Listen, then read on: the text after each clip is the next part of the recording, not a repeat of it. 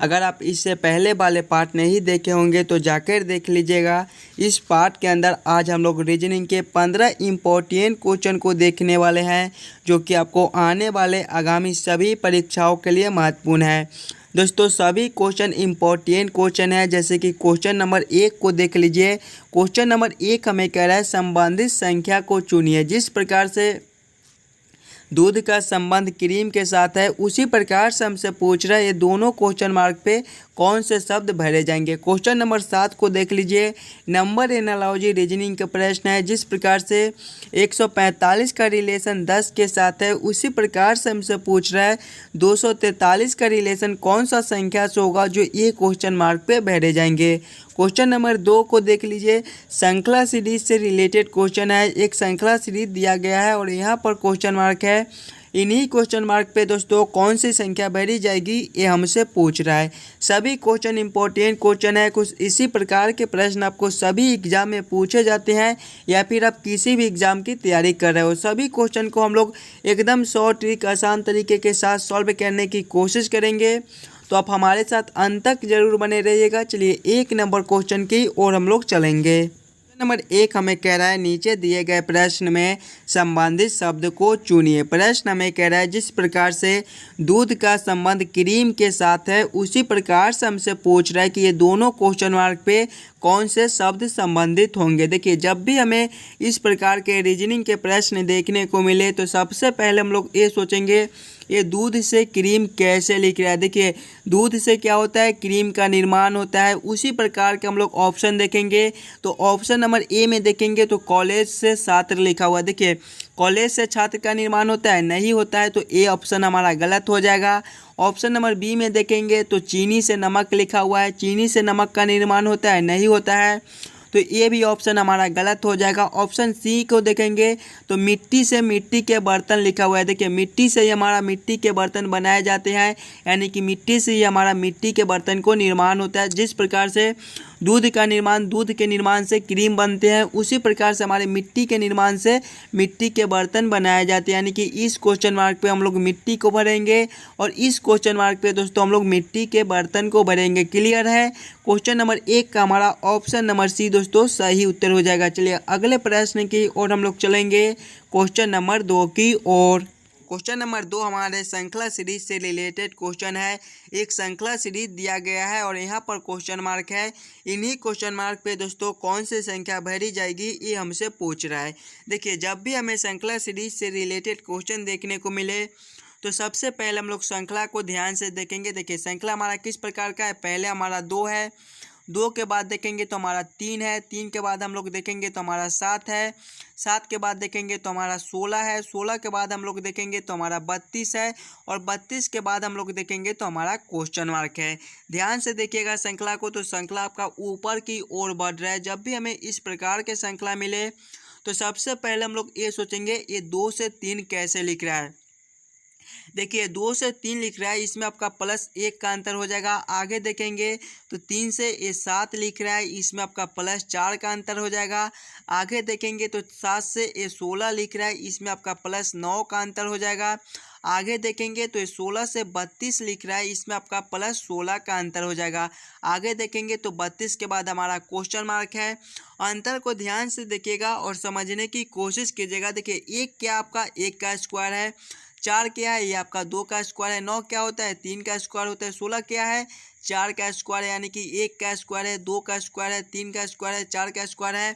तो अगले अंतर दोस्तों हमारे 5 के स्क्वायर हो जाएंगे। 5 के स्क्वायर हमारे कितने होते हैं, 25 होते हैं, यानी कि हमारा अगला संख्या जो है वो 25 बढ़ जाएगा। जब हम लोग 32 + 25 करेंगे तो हमारे कितने हो जाएंगे, 32 और 25 हमारे कितने होते हैं, 57 होते हैं। 57 हमारा कौन सा ऑप्शन में दिया गया है, ऑप्शन नंबर ए में दिया गया है, जो कि हमारे सही उत्तर हो जाएंगे। इस क्वेश्चन मार्क पे दोस्तों हमारे 57 भरे जाएंगे।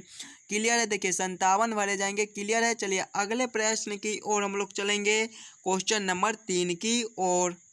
क्वेश्चन नंबर 3 हमें कह रहा है नीचे दिए गए अक्षर श्रृंखला को पूरा करें। अक्षर श्रृंखला से रिलेटेड क्वेश्चन दिया गया है, एक अक्षर श्रृंखला दिया गया है और देखिए यहाँ पर क्वेश्चन मार्क है। इन्हीं क्वेश्चन मार्क पे दोस्तों कौन सी अक्षर भरी जाएगी, ये हमसे पूछ रहा है। जब भी हमें इस प्रकार के प्रश्न देखने को मिले तो सबसे पहले हम लोग ये सोचेंगे कि हमारा किस प्रकार का प्रश्न है, इसे हम लोग कैसे जल्द से जल्द सॉल्व कर सकते हैं। देखिए पहले हमारा जी एफ है, इधर हम लोग ले लेंगे जी एफ है। जी एफ के बाद हम लोग देखेंगे तो हमारा के जे है। के जे के बाद हम लोग देखेंगे तो हमारा ओ एन है। ओ एन के बाद हम लोग देखेंगे तो देखिए क्वेश्चन मार्क है। अगर हम लोग सिंगल सिंगल अक्षर को देखते हैं तो देखिए जी से के को देखेंगे तो इसमें हमारा +4 का अंतर है। जब जी +4 हम लोग करेंगे तो हमारे के हो जाएंगे। आगे देखेंगे उसी प्रकार से के से अगले अक्षर को देखेंगे तो हमारा ओ है, इसमें भी हमारा +4 का अंतर हो जाएगा। आगे देखेंगे ओ के बाद तो हमारा क्वेश्चन मार्क है।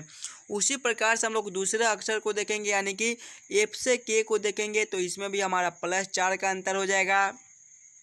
आगे देखेंगे जे से एन को देखेंगे तो इसमें भी हमारा +4 का अंतर हो जाएगा।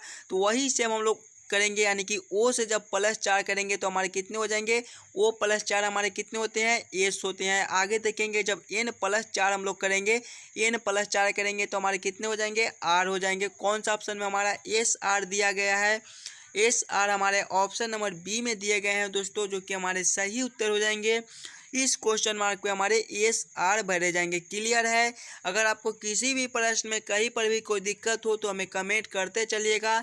चलिए अगले प्रश्न की ओर हम लोग चलेंगे, क्वेश्चन नंबर 4 की ओर। क्वेश्चन नंबर 4 हमें कह रहा है नीचे दिए गए प्रश्न में विषम शब्द को चुनिए। जब भी हमें विषम शब्द चुनने के लिए बोले तो सबसे पहले हम लोग चारों ऑप्शन को ध्यान से देखेंगे और समझने की कोशिश करेंगे कि ये चारों ऑप्शन में सबसे अलग ऑप्शन कौन सा है, वही हमारा विषम शब्द हो जाएगा।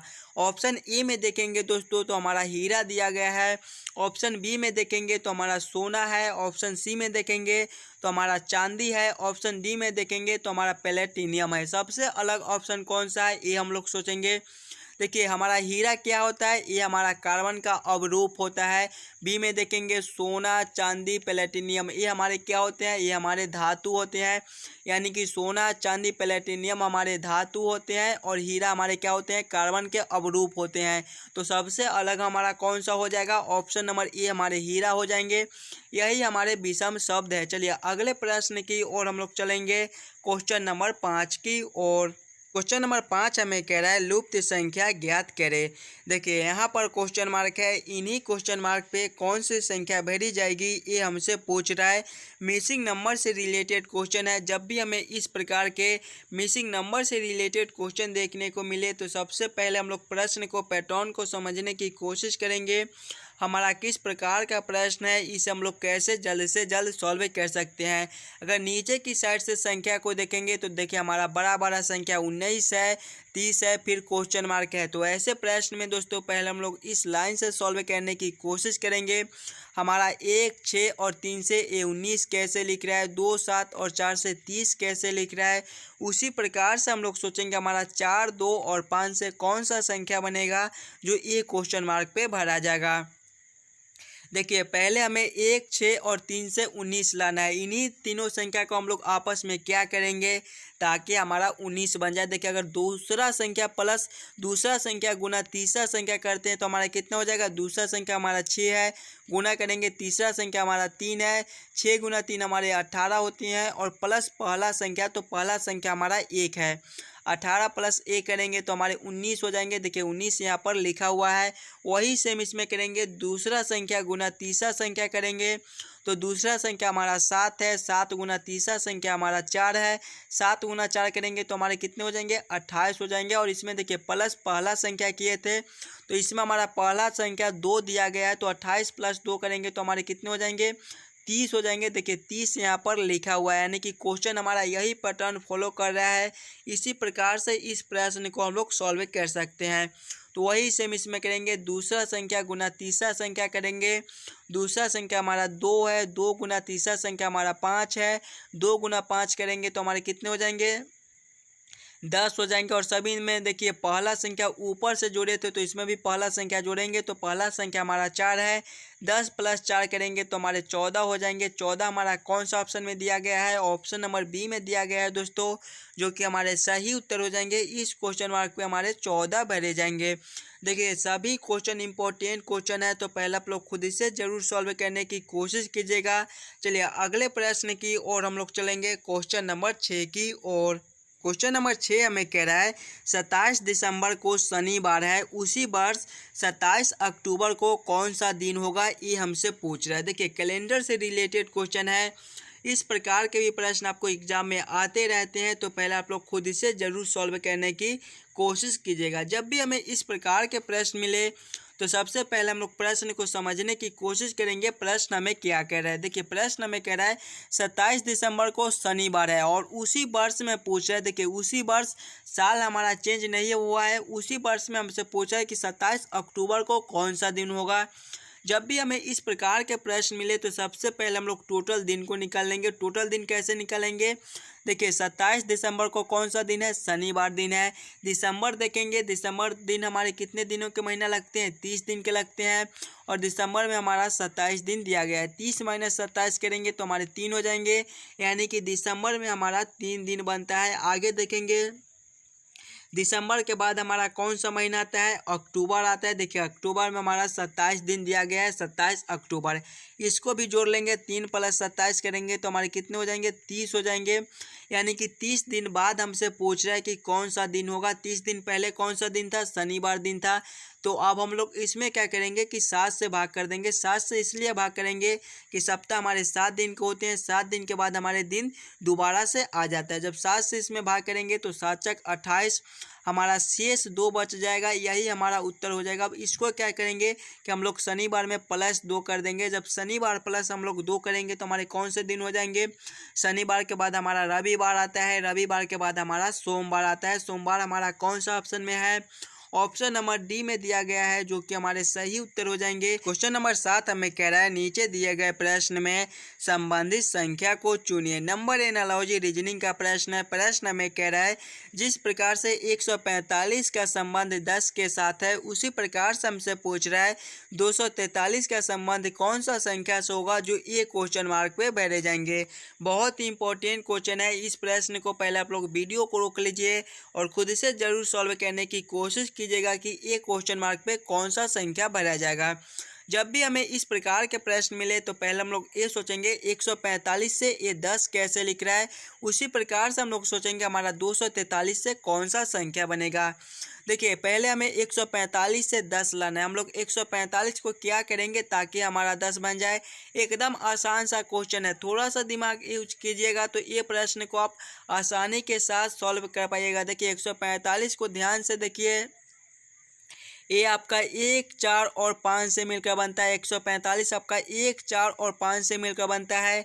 145 के सभी संख्या को आपस में जोड़ लीजिए। 1 + 4 करेंगे तो 5, 5 + 5 जब हम लोग करेंगे तो हमारे 10 हो जाएंगे। देखिए 10 यहाँ पर लिखा हुआ है, वही सेम हम लोग इसमें करेंगे। हमारा 243 है, 243 हमारे 2, 4 और 3 से मिलकर बनते हैं। देखिए 145 के सभी संख्या को आपस में जोड़ लिए थे, तो वही सेम हम लोग 243 के साथ करेंगे। 243 के भी सभी संख्या को आपस में जोड़ लेंगे। 2 + 4 करेंगे तो 6, 6 प्लस जब हम लोग 3 करेंगे तो हमारे कितने हो जाएंगे, 9 हो जाएंगे। 9 हमारा कौन सा ऑप्शन में है, ऑप्शन नंबर बी में देखिए 9 दिया गया है दोस्तों, जो कि हमारे सही उत्तर हो जाएंगे।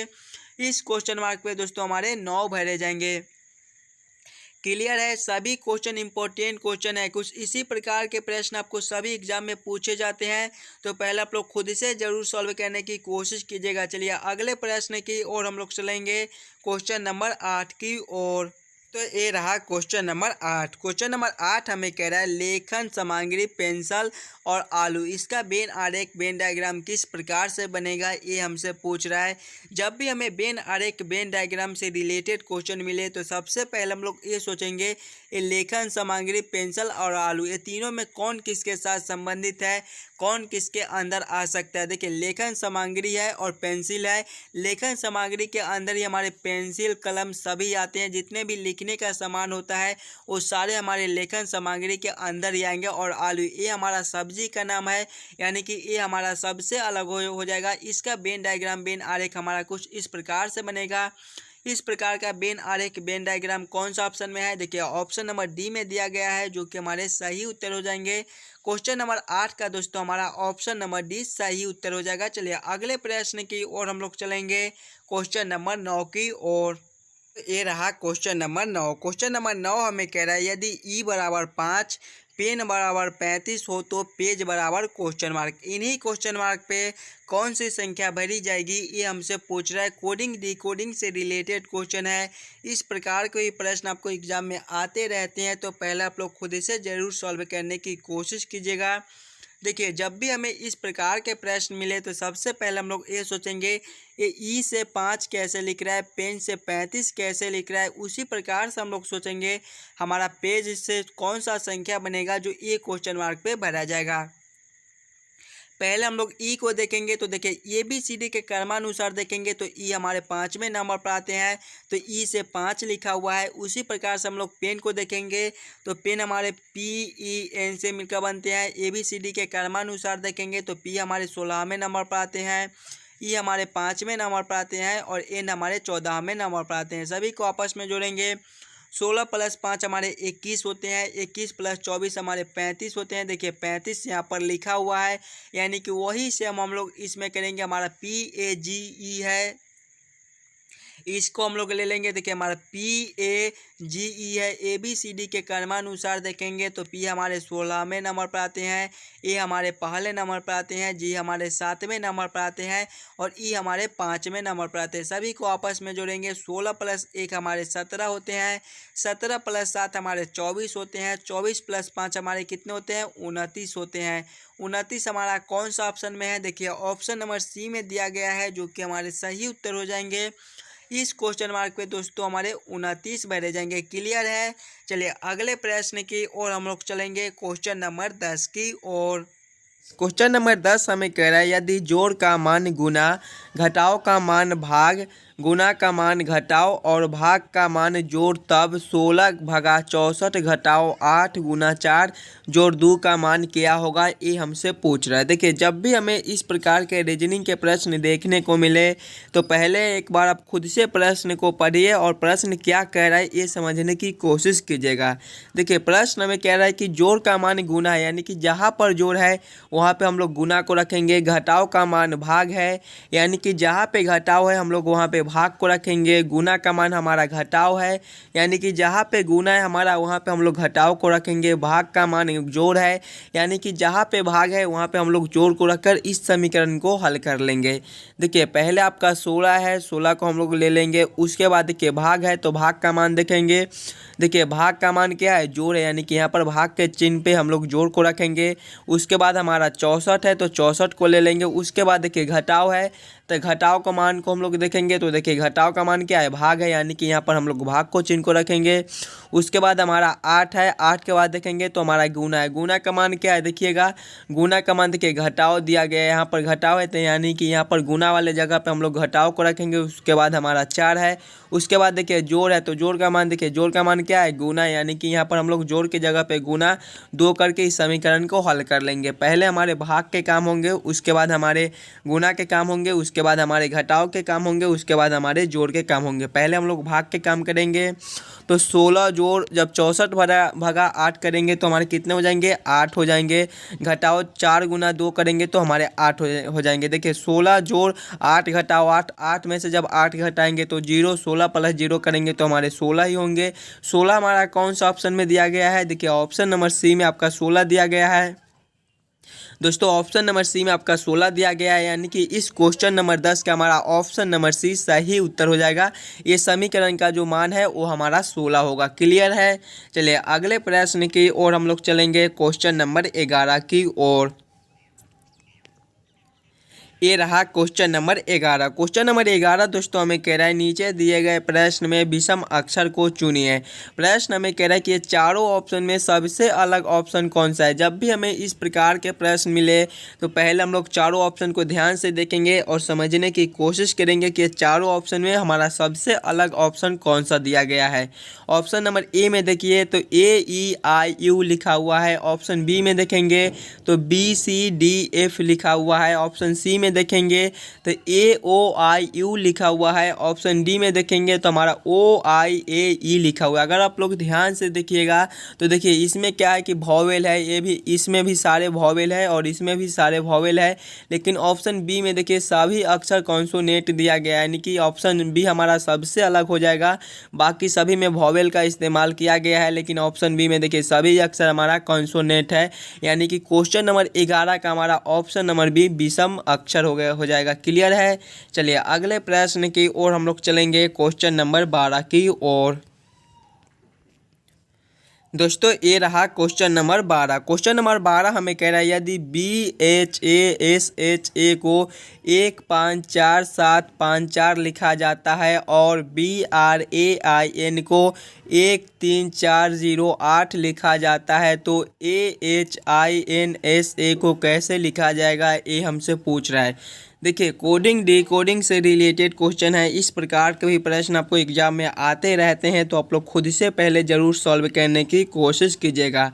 जब भी हमें इस प्रकार के कोडिंग डिकोडिंग से रिलेटेड क्वेश्चन देखने को मिले तो सबसे पहले हम लोग ये सोचेंगे ये BHASHA से 1545 1547 54 कैसे लिख रहा है। पहले हम लोग लेंगे तो हमारा B है, H है, उसके बाद हमारा A है, उसके बाद हमारा S है, उसके बाद हमारा H है और उसके बाद A है। और इसका कोड क्या है, देखिए पहले 1 है, 1 को लेंगे, उसके बाद हमारा 5 है, 5 को लेंगे, उसके बाद देखिए हमारा 4 है, 4 को लेंगे, उसके बाद हमारा 7 है, 7 को लेंगे, उसके बाद देखिए हमारा 5 है, उसके बाद हमारा 4 है। यानी कि B का कोड जो है वो हमारा 1 हो जाएगा, H का कोड हमारा 5 हो जाएगा, A का कोड हमारा 4 हो जाएगा, S का कोड हमारा 7 हो जाएगा, H का कोड हमारा 5 हो जाएगा और A का कोड हमारा 4 हो जाएगा। उसी प्रकार से हम लोग BRAIN को लेंगे। देखिए BRAIN को लेंगे, हमारा B है, उसके बाद R है, उसके बाद हमारा A है, उसके बाद हमारा I है, उसके बाद हमारा N है। इसको भी उसी प्रकार से रखेंगे तो इसका कोड देखिए 1348 है, यानी कि पहले हमारा 1 है, उसके बाद हमारा 3 है, उसके बाद हमारा 4 है, उसके बाद हमारा 0 है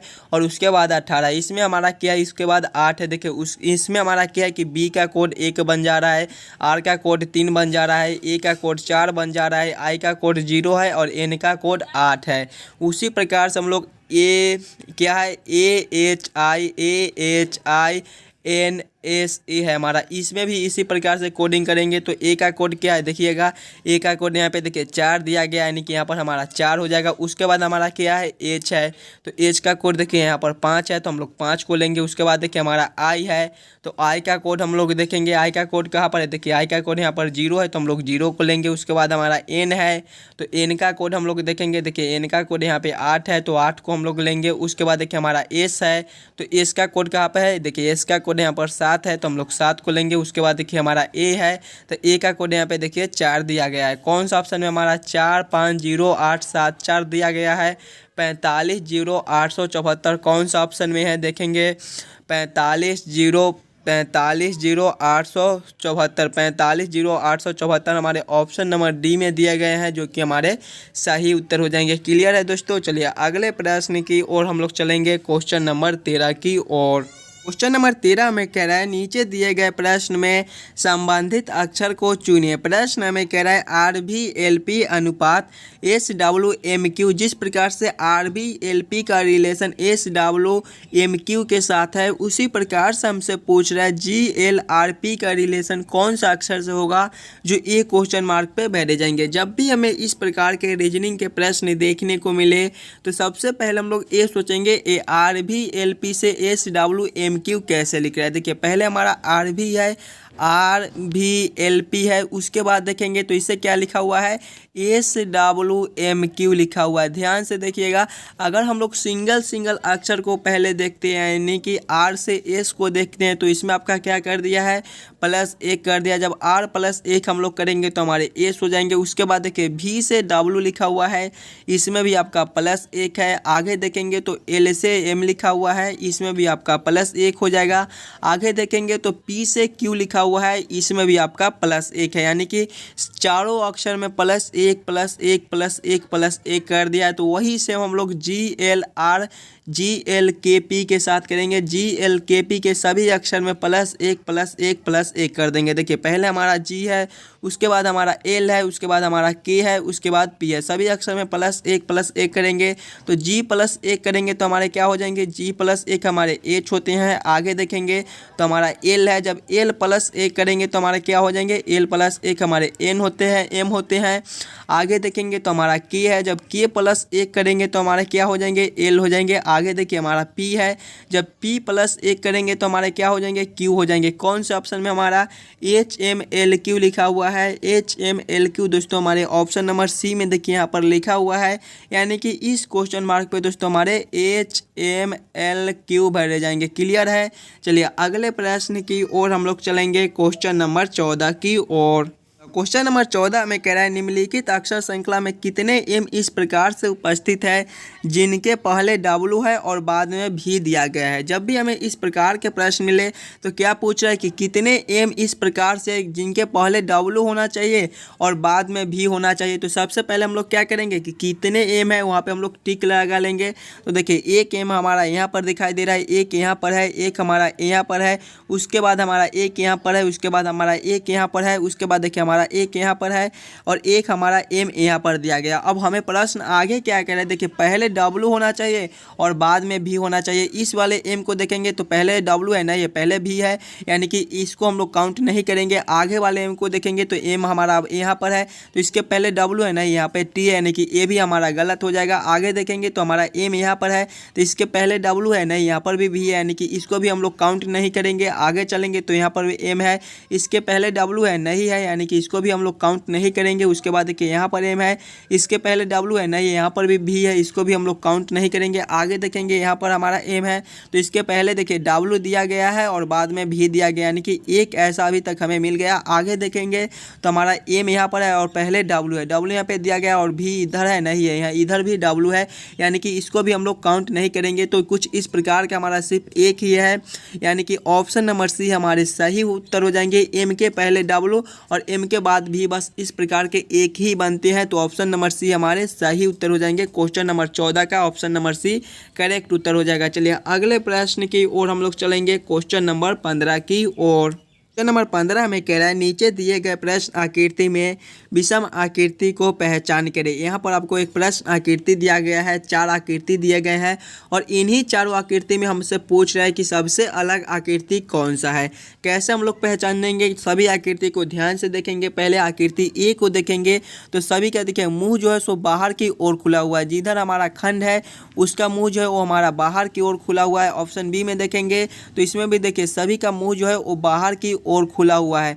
ऑप्शन सी में देखेंगे तो इसमें देखिए इसका मुंह बाहर की ओर है, इसका भी मुंह बाहर की ओर है, इसका भी मुंह बाहर की ओर है, लेकिन इसका मुंह देखिए अंदर की ओर खुला हुआ है। इसका मुंह अगर इस साइड से होता है ऐसे तो ये हमारा बाहर की ओर होता, लेकिन यहाँ पे देखिए अंदर की ओर खुला हुआ है। इसको हम लोग पहचान लेंगे। ऑप्शन डी में देखेंगे तो इसमें भी देखिए सभी का मुँह जो है वो बाहर की ओर खुला हुआ है, लेकिन ऑप्शन नंबर सी का मुँह जो है एक का अंदर की ओर खुला हुआ है, यानी कि यही हमारा विषम आकृति हो जाएगा। क्वेश्चन नंबर 15 का हमारा ऑप्शन नंबर सी दोस्तों सही उत्तर हो जाएगा।